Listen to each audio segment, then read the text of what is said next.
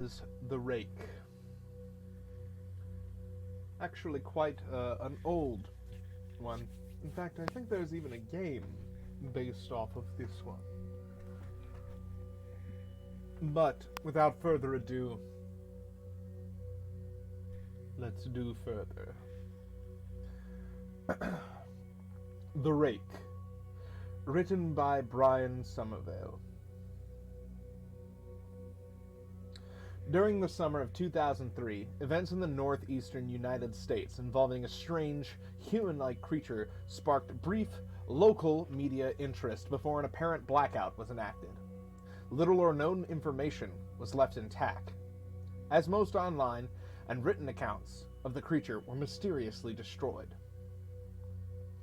Primarily focused in rural New York State, self-proclaimed witnesses told stories of their encounters with a creature of unknown origin.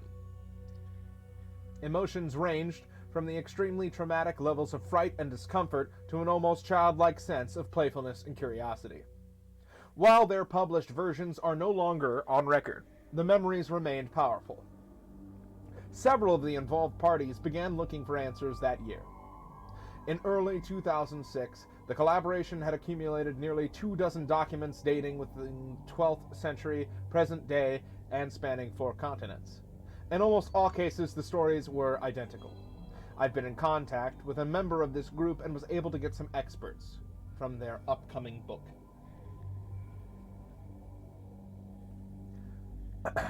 The Rake, a Suicide Note, 1964. As I prepare to take my life, I feel it necessary to assuage any guilt or pain I have introduced through this act. It is not the fault of anyone other than him.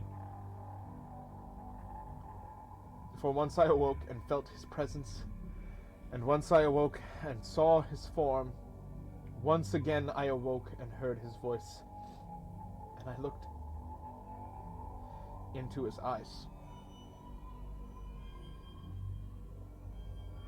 I cannot sleep without fear of what I might next wake to experience. I cannot ever wake.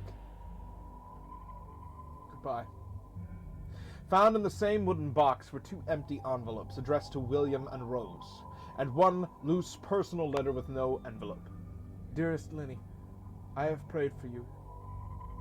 You spoke your name. A journal entry, translated from Spanish in 1880. I have experienced the greatest terror. I have experienced the greatest terror. I have experienced the greatest terror. I see his eyes when I close mine. They are hollow and black. They saw me and pierced me. His wet hand. I will not sleep. His voice. The note goes on in unintelligible text. A mariner's log, 1691. He came to me in my sleep, from the foot of the bed. I felt a sensation. He took everything. We must return to England. We shall not return here again at the request of the Rake. From a witness, 2006. 3 years ago, I had just returned from a trip from Niagara Falls with my family for the 4th of July. We were all very exhausted after a long day of driving, so my husband and I put the kids right to bed and called it a night. At about 4 a.m., I woke up thinking my husband had gotten up to use the restroom, and I used the moment to steal back the sheets, only to wake him in the process. I apologized and I told him I thought he got out of the bed. When he turned to face me, he gasped and pulled his feet up from the end of the bed so quickly his knee almost knocked me out of the bed. He grabbed me and said nothing. After adjusting to the dark for half a second, I was able to see what caused the strange reaction. At the foot of the bed, sitting and facing away from us, there was what appeared to be a naked man or a large hairless dog of some sort. Its body position was disturbing and unnatural, as if it had been hit by a car or something. For some reason, I wasn't instantly frightened by it, but more concerned, as its to its condition. At this point, I was somewhat under the assumption that we were supposed to help him. My husband was peering over his arms and knee and tucked into the fetal position, occasionally glancing at me before returning to the creature. In a flurry of motion, the creature scrambled around the side of the bed and then crawled quickly in a flailing sort of motion right along the bed until it was less than a foot from my husband's face. The creature was completely silent for about 30 seconds, or probably closer to 5. It just seemed like a while. Just looking at my husband, the creature then placed its hands on his knees and ran into the hallway leading to the kids' room. I screamed and ran for the light switch, planning to stop him before he hurt my children, but when I got to the hallway, the light from the bedroom was enough to see it crouching and hunched over about 20 feet away. He turned around and looked directly at me, covered in blood. I flipped the switch on the wall and saw my daughter, Clara. The creature ran down the stairs while my husband and I rushed to help our daughter. She was very badly injured and spoke only once more in her short life. She said, "He's the Rake."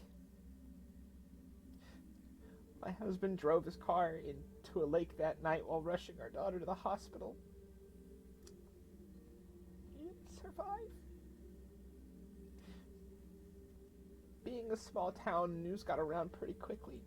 The police were helpful at first, and the local newspapers took a lot of interest as well. However, the story was never published, and the local television news never followed up either. For several months, my son Justin and I stayed in a hotel near my parents' house. After we decided to return home, I began looking for answers myself. I eventually found a man in the next town over who had a similar story. We got in contact and began talking about our experiences. He knew of 2 other people in New York who had seen the creature we now refer to as the Rake. It took the 4 of us about 2 solid years of hunting on the internet and writing letters to come up with a small collection of what we believe to be accounts of the Rake. None of them give any details, history, or follow-up. One journal had an entry involving the creature in its first 3 pages and never mentioned it again. A ship's logs explained nothing of the encounter, saying only that they were told to leave by the Rake. And that was the last entry in the log. There were, however, many instances where the creature's visit was one of a series of visits with the same person. Multiple people also mentioned being spoken to, my daughter included. This led us to wonder if the Rake had visited any of us before our last encounter. I set up a digital recorder near my bed and left it running all night, every night, for 2 weeks. I would tediously scan through the sounds of me rolling around in my bed each day when I woke up. By the end of the second week, I was quite used to the occasional sound of sleep. While blurring through recording at 8 times the normal speed, this took almost an hour every day. On the first day of the 3rd week, I thought I heard something different. What I found was a shrill voice. It was the Rake. I can't listen to it long enough to even begin to transcribe it. I haven't let anyone listen to it. All I know is that I've heard it before, and now I believe that it spoke when it was sitting in front of my husband. I don't remember hearing anything at the time, but for some reason the voice on the recorder immediately brings me back to that moment. The thoughts that must have gone through my daughter's head make me very upset. I've not seen the Rake since he ruined my life, but I know that he has been in my sleep while I slept. I know and fear that one night I'll wake up to see him staring at me.